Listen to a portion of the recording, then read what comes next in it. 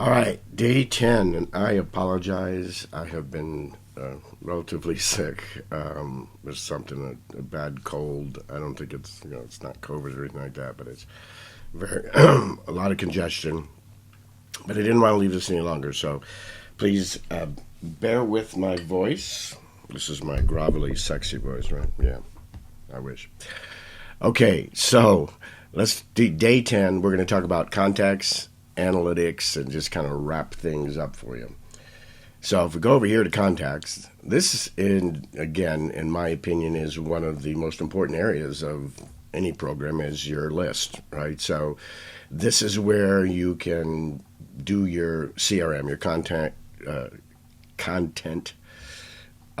contact relationship management, right? So if someone opts in, right, and you got to make sure that they opt in, and you've got a choice. We saw in the forums either double opt in or single opt in. If you have double opt in chosen and they haven't confirmed it through an email, then they won't show up. Okay, but that's why for me I never choose double opt in. But if I click on this, it's going to give me a side peek of the basics of what's going on here.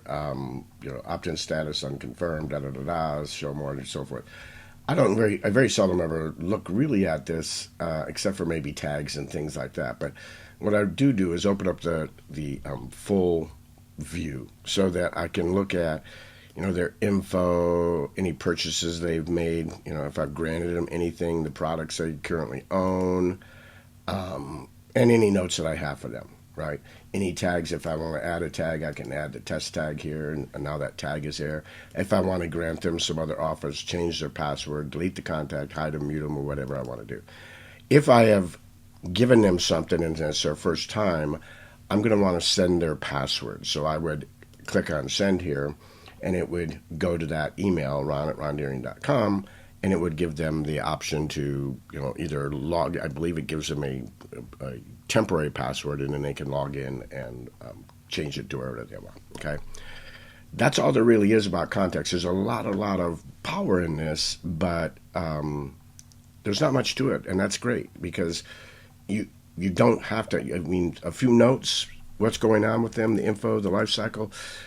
That's pretty much all you need to know, as long as you've got them tagged, and you can segment your list and everything with that information. So context, very powerful.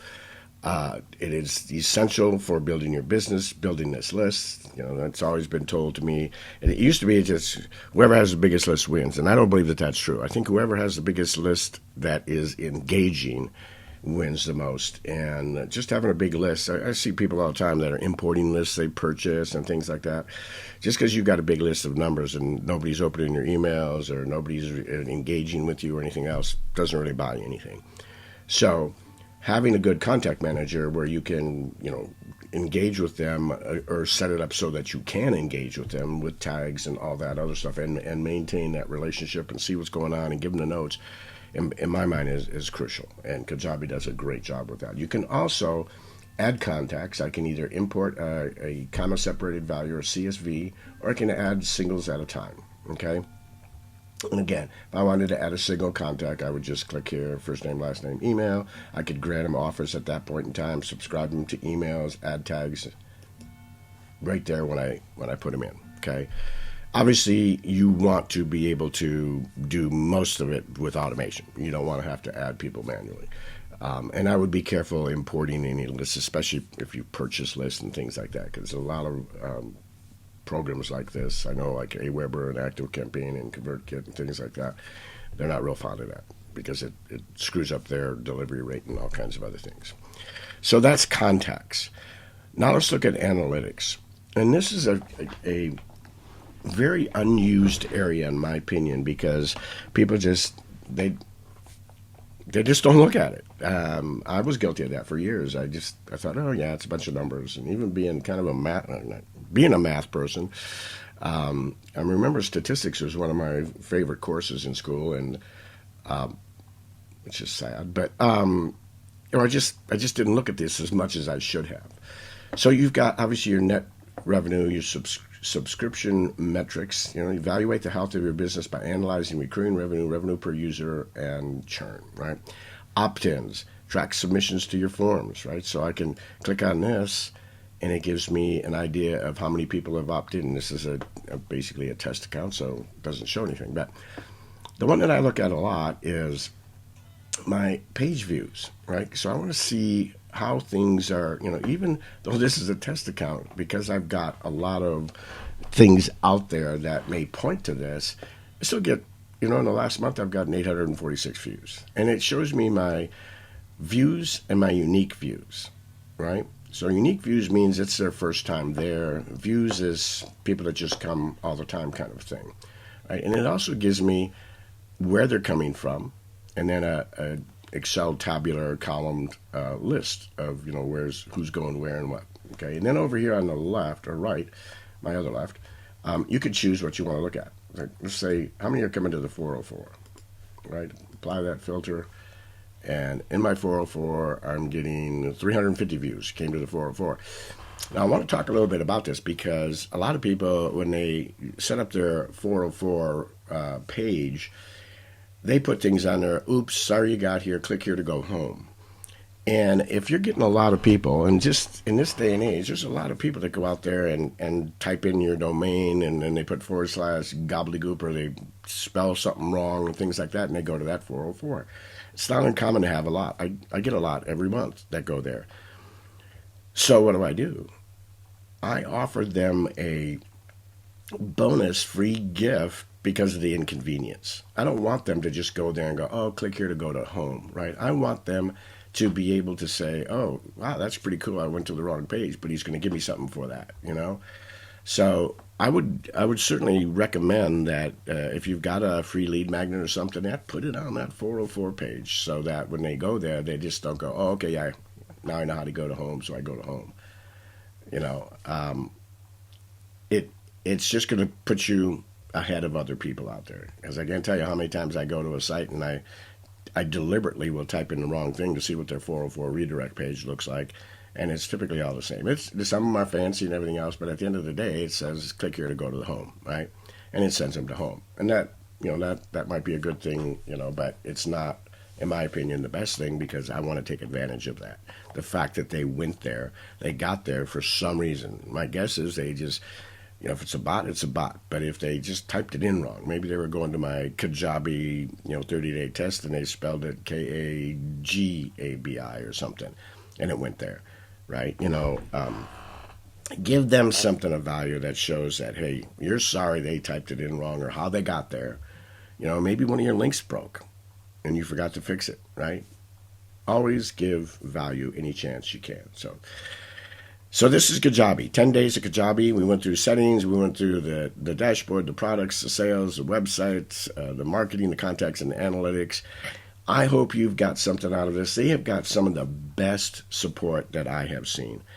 When I go to their support, I just go over here to help and feedback, and then I say visit the help center. And then I can just go down here on the right, not where this thing is, but on this little blue button, and I can type in. I can start a new conversation, and it's got an AI bot that will try to answer. But typically, I just say, speak to a technician, or speak to a agent, or something like that, and then a live person comes on, and they are just very, very good.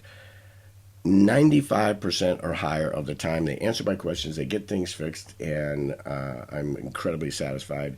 The other 5%, it's not that I'm not satisfied, it's just something that Kajabi doesn't offer right now. It's in the works. And the cool part about it is if I ask them about some feature that I'm wondering if they have and they don't, they ask me if it's okay if they submit that on my behalf to, the feature list. And I'm like, yeah, sure. So they do a good job at not only supporting you and getting back to you and getting your questions answered and everything, but they take it a step further and help to increase the benefit and the features of Kajabi through your inputs, right? So it is amazing. If you haven't noticed in these 10 days, I'm very, very loyal and totally on board with Kajabi. I mean, and I have built websites from scratch, programmed them, wrote the code, done all that. I used to be a software engineer that wrote hundreds of thousands of lines of codes, and so I don't. Kajabi gives me everything I need. I don't need to do that anymore. and it's an all-in-one package. You know, it's not one of those jack of all trades but a master of none. It's a master of most of them. Now, can other things do things a little bit better? Yeah, but why spend the money if you can get everything you need in one spot, right? If I get to that point where it's like, oh, maybe I do need my WordPress, website back or something because it can do this or that. Yeah, I'm probably overthinking it. You see what I'm saying? I'm probably trying to make it better than it really needs to be, or trying to do some things that really don't need to be done. So many times we spend our time trying to do the things that we think are cool and neat and all these things, and they really don't help our conversion rates, and they really don't help us make more money, right? It doesn't change our income or our profit. So I hope this has helped. I can't wait to see you on our next video. Please subscribe to our channel. We're always giving away things. For sure, go to rondeering.com/Kajabi and get the 30-day free trial. I will give you, you'll get an email that says, click here to get your access to your Kajabi mini course, right? So don't forget to do that, because you want access to that course so that you can take advantage of that 30 days and learn everything that you need to know, or at least a majority of it, to put Kajabi to use to see if it really is going to work for you. So God bless you all in this Christmas season. Don't forget the reason for the season, and I pray that you and your family have an amazing time. God bless you.